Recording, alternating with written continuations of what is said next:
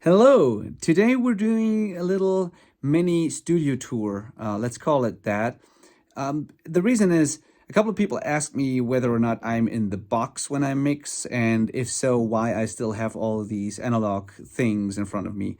Because I don't produce anymore, I don't track anymore, but I mix a lot, and I always say that I mix in the box. So why do I have these analog pieces of gear? So first of all, I don't have many of them anymore. I don't have a lot of them, but I have some that I absolutely love and I sometimes use them, or actually I quite often use them now.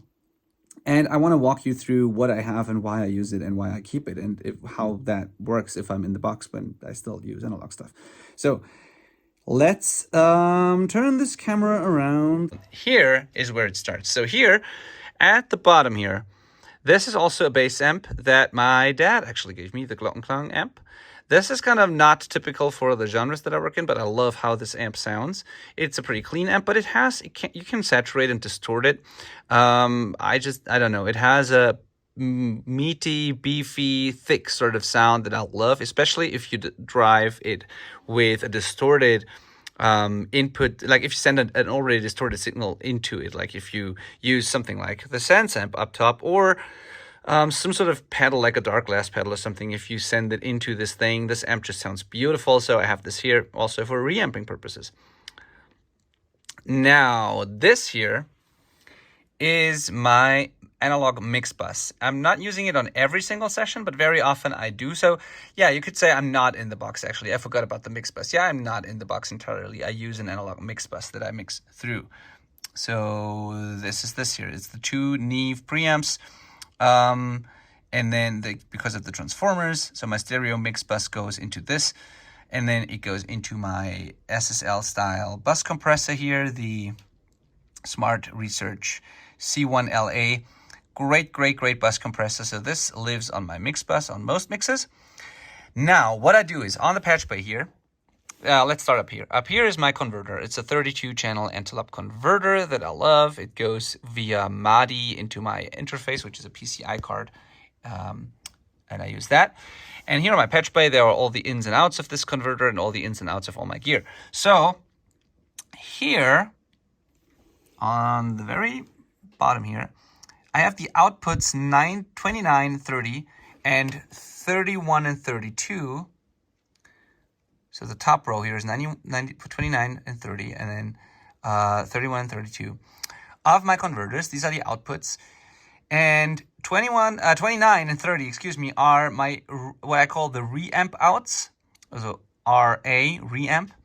And then, if you can see this, these here, like the 31 and 32, it says MB because that's my mix bus. So the two black cables, they grab the output for the mix bus, and then it goes into my Neves, and from there into my compressor and back into my mix bus input. So over here, I have my mix bus input. And next to it, I have the reamp input. So output, input. I can patch anything I want in between there. So what the reamp out is, and that brings me to the initial question of why I keep analog gear. I send individual, when I get something to mix, I send individual signals that I feel are lacking something. I send those out, my reamp output, into whatever piece of gear I want to use to make it better, or more interesting, or give it more character, or distort it, or whatever. And then I process it with the analog gear.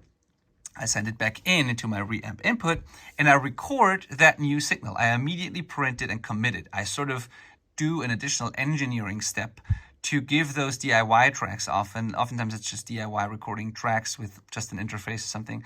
I give them the high-end sort of touch or the box tone, the quality, whatever it is that I think is lacking. I give that to those tracks. I add the harmonic content, the density, I make it more harmonically rich. That's most often what I do, but other things too. So I don't mix, I mix in the box. I don't have to recall these things, but I like to run things through analog gear before I even start the mix, just like you would with reamping, in order to make them more interesting or better. So what I use for that, if you go over here, so over here, we have the Thermionic Culture Rooster. There we go, the Rooster. This one. It's a beautiful tube channel strip with, you can set it to mic or line input. I've set mine to line. And then, you know, you select the input level and the output level. And if you turn down the output and increase the input, you can distort more. You can choose with the attitude switch, you can change the type, like the amount of distortion. With the triode and pentode, you can change the type of distortion and saturation. Then there's a low pass filter, there's a low cut, there's a mid cut, there is a mid-high lift with a selectable frequency, there's a bass lift, and yeah, and it also has a great DI. So yeah, this is what I use often if I want tube saturation. If I want transformer saturation, I use my Neves over there. They live on the mix bus, but I use them for transformer saturation too. Then here's my trusty Distressor, my favorite compressor on this planet. SpongeBob approves. This is my Swiss Army knife compressor. I love the Distressor. It has character. It has everything you'd ever want from a compressor. You can use it as an opto compressor. You can use it as a very fast 1176 style compressor. I just use this for all kinds of things, to saturate things, to compress things, to make things more consistent, to give things more quality and a high-end sort of vibe, a dirty vibe. Sometimes I completely destroy things with it. It's just a tool I use all the time. Then I have my Pultec EQ, my Tegeler EQ P1. This is a passive tube EQ, a Pultec style EQ, 2-channel stereo. So it has a boost and a cut at the same frequency, but not quite the same. So that's the Pultec trick, if you know that. So just look it up. It's part of what makes Pultecs unique. Then you have a high band where you can select the bandwidth and then you can boost it. Then you have another high band that you can just cut.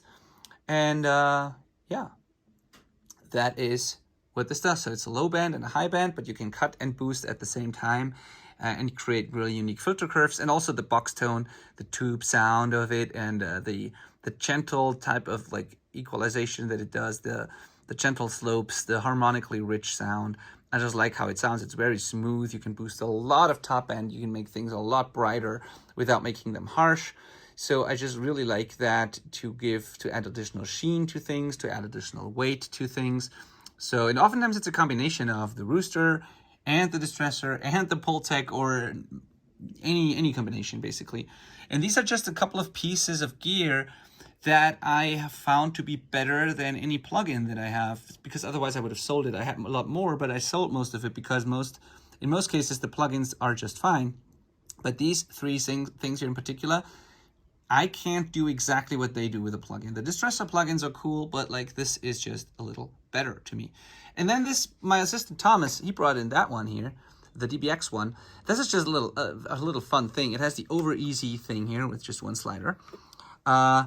No control beyond that, but it's like it has a unique sound. It's very easy to use, and I use it to really mangle things.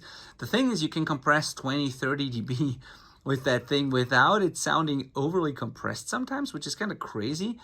But it's like, yeah, if you just feel like something just feels a little inconsistent and I don't want to mess around with it a lot, I just feel like it needs some basic leveling, or I feel like it needs to be tighter, then I just try this compressor, and sometimes it does wonders. It can also really tighten up kick drums in a very nice way. It automatically adjusts the attack and release times. It's in like this over easy sort of thing that adapts to the input signal very well, and it adds punch to snares. It makes kick drums tighter. It makes bass more consistent. It brings vocals forward. So I just love it, and it's fun to play with. I can abuse it and use it to really mangle things. So yeah, these are just some unique tools that I kept and use, and between the pentode and triode modes of the Rooster, the distortion I get from the Distressor, and my transformer distortion I get from the Neves, I feel like I have all the saturation options. Not to forget my Sense amp. You can send all sorts of things to the Sense amp as well, not just bass. I feel like all my saturation needs are covered. Maybe in the future some sort of more tape style saturation would be cool. I can do that with the Rooster in a way. But like, yeah, maybe the Fatso or something, the Imperial Labs Fatso would be awesome, or like the Rupert Neve 500 thing. There are a couple of options anyway, but I feel like I have a lot of options to really shape things. I have a lot of EQing options, balancing options, compression options with the Distressor, and then saturation options. So yeah, this is what I do and why I still have analog stuff. And oh, what's that? Oh, a bottle of water. Yeah, by the way, I think my camera lens is kind of dirty. I noticed that too late, but anyway, I hope you could still see everything. Yeah, this is my setup. This is my podcast mic, my controller, all these things in front of me. But it was mainly about the analog stuff that I use. Hope that clears things up. And I don't know if a lot of people are using this approach of reamping all kinds of things and then staying in the box to actually mix it. I love it. It saves me time, saves me recalls, but I still get all the analog goodness. So yeah, talk to you tomorrow. Bye-bye.